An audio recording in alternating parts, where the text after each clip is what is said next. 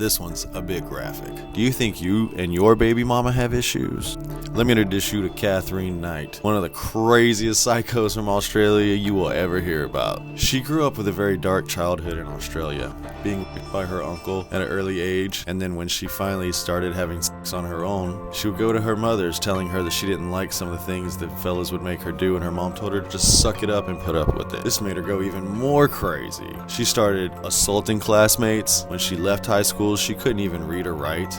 This didn't stop her from getting her dream job, cutting organs out of animals. At this meat factory she worked at, she met her first lover, David. He was a lucky one. He was with her for 5 years, and after suffering so much abuse, he ended the relationship. Kathrine went to the hospital for depression, but on her way to the hospital, she placed her newborn baby on the railroad tracks. Don't worry.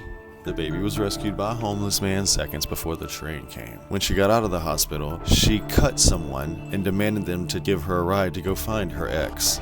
So cops put her in an even more secure mental hospital. When she got out of the mental hospital, a long-term friend of hers named John was trying to play Captain Save-A-Ho and decided to let her move in even though he'd known her for years and knew how crazy she was. That's his own damn fault. And it wasn't long before she started going crazy. She got him fired from his job. She would beat him and smack him around, and after 5 years, he'd had enough. He got a restraining order, and he told his friends, if you don't ever see me again, it means she killed me.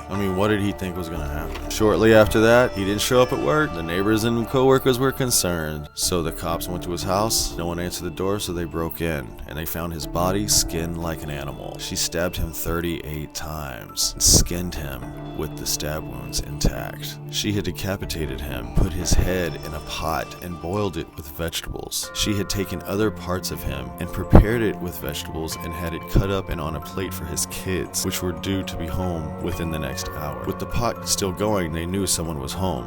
As they searched the back of the house, they found Kathrine passed out on pills. She was obviously arrested and sentenced to life. They even added a new clause called never to be released added to her sentence. She will forever reside at Silverwater Correctional. I'd like to know what you think in the comments.